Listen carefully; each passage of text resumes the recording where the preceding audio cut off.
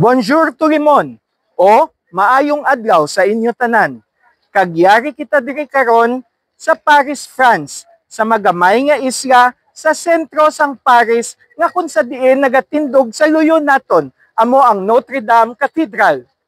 Ang Notre Dame Cathedral gin-construct sa tung Middle Ages pa sang 1163 hantod matapos ang duha ka gatos ka tuig sadtong 1345.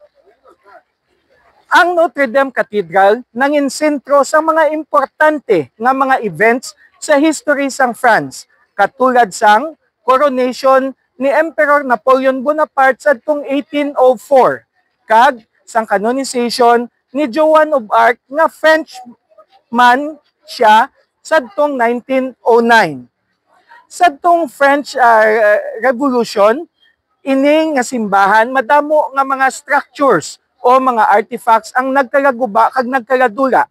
Sadtong 18th century, ini siya gin-restore apang sadtong Abril 15, 2019. Isa ka madako nga sunog ang nagtupok sa sini nga simbahan. Pero kabalo-bala kamo nga sadtong March 2022 lamang samtang naga-construct o naga-reconstruct sila sang sini nga simbahan, may madamo sila nga nadiskobrehan nga mga burial sites sa idalom sang choir area that dates back to siling nila halin sang mga 14th kag 13th century pa. May isa ka sarcophagus nga nakitaan nga kuno nabilong sa isa ka high ranking nga clergyman sang sini nga simbahan sadtong mga 14th century. Ang Notre Dame Cathedral sa karon padayon nga ginakay-uliwat kag plano nga pagabuksan either sini nga tuig o sa mga masunod nga mga tuig.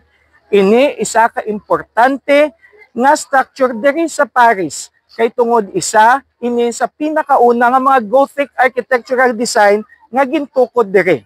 Kung inyo madumduman ang cartoon movies ang Walt Disney nga Hunchback of Notre Dame, amo ini nga simbahan ang ila ginbasihan sang sadtong matahom nga cartoon movie.